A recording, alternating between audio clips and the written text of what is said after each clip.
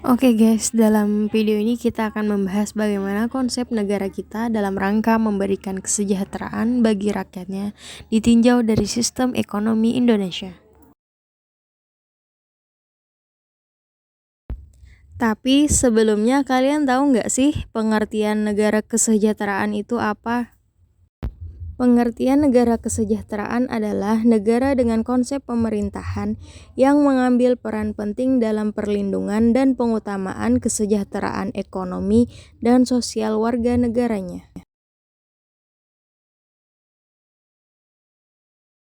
Jadi, konsep ini didasarkan pada pertama, prinsip kesetaraan kesempatan. Artinya, dalam suatu kesempatan yang dapat diraih oleh segala lapisan masyarakat. Kedua, distribusi kekayaan yang setara. Dan yang ketiga, tanggung jawab pemerintah kepada orang-orang yang tidak mampu memenuhi persyaratan minimal untuk menjalani kehidupan yang layak. Istilah ini secara umum bisa mencakup berbagai macam organisasi ekonomi dan sosial. Sistem ekonomi yang diterapkan oleh suatu negara sangat mempengaruhi bagaimana kekuatan dan kondisi ekonomi di negara itu. Saat ini, di dunia berkembang banyak konsep tentang sistem ekonomi yang bisa diterapkan. Tiap negara dapat memilih mana sistem ekonomi yang tepat sesuai kondisi negara tersebut. Negara kita telah lama dikenal mengimplementasikan ekonomi kerakyatan. Seperti apakah sistem ekonomi tersebut dan bagaimana penerapannya di Indonesia? Berikut jawabannya dalam pembahasan ini. Singkatnya, sistem ekonomi kerakyatan adalah suatu sistem perekonomian yang berlandaskan pada ekonomi rakyat sebagai kekuatannya. Ekonomi rakyat sendiri merupakan kegiatan ekonomi yang dikerjakan oleh rakyat dengan pengelolaan berbagai sumber daya ekonomi secara swadaya, tergantung pada apa saja yang dapat mereka usahakan dan kuasai. Aktivitas ekonomi tersebut kemudian diwujudkan dengan munculnya usaha mikro, kecil, dan menengah atau bisa disebut dengan UMKM di 3 sektor yaitu primer, sekunder, dan tersier. Sektor primer yang digarap UMKM meliputi pertanian, perikanan, dan peternakan. Sementara sektor sekunder meliputi pengolahan pasca panen, industri makanan, juga usaha kerajinan tangan. Terakhir, pada sektor tersier, UMKM dapat menggarap beragam kegiatan perdagangan dan jasa untuk memenuhi kebutuhan dasar. Sasaran pokok sistem ekonomi kerakyatan. Ekonomi kerakyatan juga memiliki 5 sasaran pokok yang ingin diraih, yaitu pertama, tersedianya kesempatan kerja dan penghidupan yang layak bagi seluruh rakyat. Kedua, jaminan sosial terselenggara bagi anggota masyarakat yang memerlukan, utamanya bagi anak-anak terlantar dan fakir miskin. Ketiga, kepemilikan modal secara material terdistribusikan merata di seluruh anggota masyarakat. Keempat, pendidikan nasional dapat terselenggara dengan cuma-cuma bagi semua anak tanpa terkecuali. Kelima, setiap warga dijamin kebebasannya untuk membuat berbagai serikat ekonomi dan menjadi anggotanya. Peran negara dalam sistem ekonomi kerakyatan. Seperti telah disebutkan di atas bahwa negara memiliki peranan sangat besar dalam penerapan sistem ekonomi kerakyatan, kendati masyarakat tetap menjadi sasaran utama dalam aktivitas ekonomi. Tetapi, prinsip-prinsip ekonomi kerakyatan hanya bisa berjalan dengan baik jika pemerintah mau berperan aktif. Keempat, memberikan hak bagi setiap warga negara Indonesia untuk mendapat penghidupan dan pekerjaan yang layak. Undang-Undang Dasar 1945 selain menggariskan tentang prinsip ekonomi kerakyatan pada pasal 33 juga menegaskan peran negara dalam sistem ekonomi tersebut.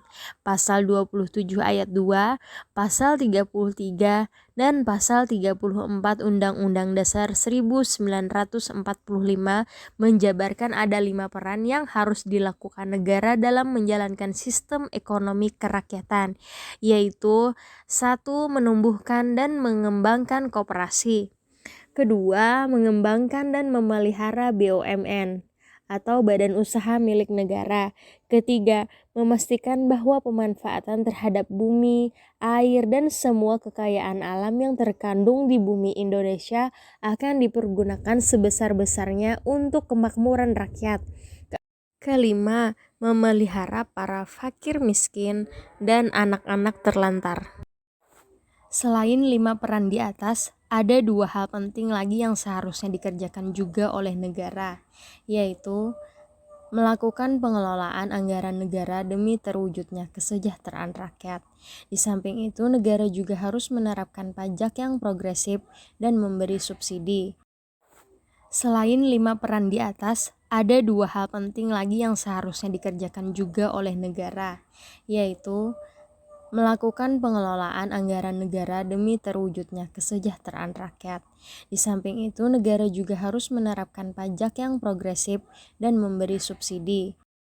Dan hal yang penting kedua adalah memelihara stabilitas keuangan.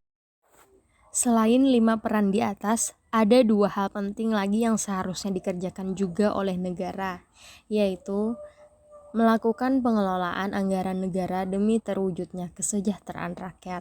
Di samping itu, negara juga harus menerapkan pajak yang progresif dan memberi subsidi. Dan hal yang penting kedua adalah memelihara stabilitas keuangan. Negara juga berperan dalam menjaga kegiatan ekonomi yang ada agar selalu berjalan sesuai aturan. Oleh sebab itu, terdapat berbagai hukum yang mengatur, seperti hukum perdata, hukum perseorangan, hukum kebendaan, dan masih banyak lagi. Penerapan ekonomi kerakyatan di Indonesia. Ya, ekonomi kerakyatan pada dasarnya sejalan dengan jati diri dan tujuan nasional Indonesia. Sehingga sistem ini harus diterapkan menjadi ruh yang menjiwai kebijakan perekonomian nasional kita. Walaupun jika dibandingkan dengan negara-negara lain yang menerapkan sistem ini lebih dahulu, Indonesia termasuk tertinggal. Akan tetapi, sejumlah bukti menyatakan bahwa sistem ekonomi kerakyatan telah diterapkan di negeri ini. Terwujudnya koperasi. Pendirian badan usaha ini merupakan upaya pengalaman Pasal 33 Ayat 1 Undang-Undang Dasar 1945, di mana koperasi memang berdiri atas kekeluargaan. Koperasi adalah salah satu contoh nyata penerapan sistem ekonomi kerakyatan di Indonesia. Keberadaan koperasi pun tak tergerus oleh digitalisasi, tak hanya di kota. Saat ini koperasi telah merambah ke desa-desa di pelosok Nusantara. Koperasi sebagai basis ekonomi pendesaan pun dapat meningkatkan kesejahteraan masyarakat. Dengan demikian, mereka mampu bertahan saat perekonomian nasional melemah.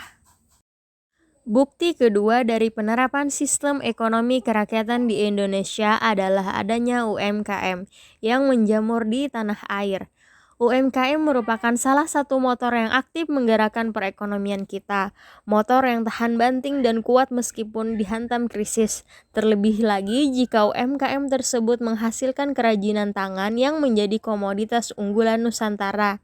Ya, usaha yang basisnya adalah kreativitas ini kebanyakan bermula dari usaha rumahan. Modal awalnya memang kecil, tapi mereka kuat bertahan dan mampu berkembang menjadi usaha menengah bahkan besar. Omsetnya pun merangkak naik dari hanya ratusan ribu hingga ratusan juta rupiah setiap bulan. Eksistensi UMKM membuka ruang bagi masyarakat untuk turut berpartisipasi dalam mempercepat laju pertumbuhan ekonomi di tanah air. Selain masyarakat yang aktif, di sisi lain pemerintah pun cukup agresif bergerak dan memproduksi kebijakan yang mendukung para pelaku UMKM untuk makin maju dan berkembang. Peran dan fungsi pemerintah di bidang ekonomi. Dalam upaya peningkatan kehidupan ekonomi, individu dan anggota masyarakat tidak hanya tergantung pada peranan pasar melalui sektor swasta. Peran pemerintah dan mekanisme pasar merupakan hal yang bersifat komplementer dengan pelaku ekonomi lainnya. Pemerintah sebagai salah satu pelaku ekonomi memiliki fungsi penting dalam perekonomian, yaitu berfungsi sebagai stabilisasi, alokasi, dan distribusi. Adapun penjelasannya sebagai berikut. Fungsi stabilisasi yakni fungsi pemerintah dalam menciptakan kestabilan ekonomi, sosial politik, hukum, pertahanan, dan keamanan. Fungsi alokasi yakni fungsi pemerintah sebagai penyedia barang dan jasa publik seperti pembangunan jalan raya, gedung sekolah, penyediaan fasilitas penerangan dan telepon. Fungsi distribusi yakni fungsi pemerintah dalam pemerataan atau distribusi pendapatan masyarakat. Perlunya peran dan fungsi pemerintah dalam perekonomian yaitu sebagai berikut. Pembangunan ekonomi di banyak negara umumnya terjadi akibat intervensi pemerintah baik secara langsung maupun tidak langsung. Intervensi pemerintah diperlukan dalam perekonomian untuk mengurangi dari kegagalan pasar, seperti kekakuan harga monopoli dan dampak negatif kegiatan usaha swasta, contohnya pencemaran lingkungan. Mekanisme pasar tidak dapat berfungsi tanpa keberadaan aturan yang dibuat pemerintah. Aturan ini memberikan landasan bagi penerapan aturan main, termasuk pemberian sanksi pada pelaku ekonomi yang melanggarnya. Peranan pemerintah menjadi lebih penting karena mekanisme pasar saja tidak dapat menyelesaikan semua persoalan ekonomi. Untuk menjamin efisiensi, pemerataan, dan stabilitas ekonomi, peran dan fungsi pemerintah mutlak diperlukan dalam perekonomian sebagai pengendali mekanisme pasar. Kegagalan pasar adalah suatu istilah untuk menyebut kegagalan pasar dalam mencapai alokasi atau pembagian sumber daya yang optimum. Hal ini khususnya dapat terjadi jika pasar didominasi oleh para pemasok monopoli produksi atau konsumsi dan sebuah produk mengakibatkan dampak samping, seperti rusaknya ekosistem lingkungan. Seperti yang telah disebutkan sebelumnya, negara atau pemerintah memiliki fungsi yang penting dalam kehidupan ekonomi, terutama yang berkaitan dengan penyediaan barang dan jasa. Barang dan jasa tersebut sangat diperlukan masyarakat dan disebut sebagai kebutuhan publik. Barang dan jasa publik adalah barang dan jasa yang pemanfaatannya dapat dinikmati bersama. Contoh barang dan jasa publik yaitu jalan raya, fasilitas kesehatan, pendidikan, transportasi, air minum, dan penerangan. Dengan pertimbangan skala usaha dan efisiensi, negara melakukan kegiatan ekonomi secara langsung sehingga masyarakat lebih cepat dan lebih murah dalam memanfaatkan barang dan jasa tersebut. Barang dan jasa privat adalah barang dan jasa yang diproduksi dan penggunaannya dapat dipisahkan dari penggunaan oleh orang lain. Contoh, pembelian pakaian akan menyebabkan hak kepemilikan penggunaan barang berpindah kepada orang yang membelinya. Barang ini umumnya diupayakan sendiri oleh masing-masing orang.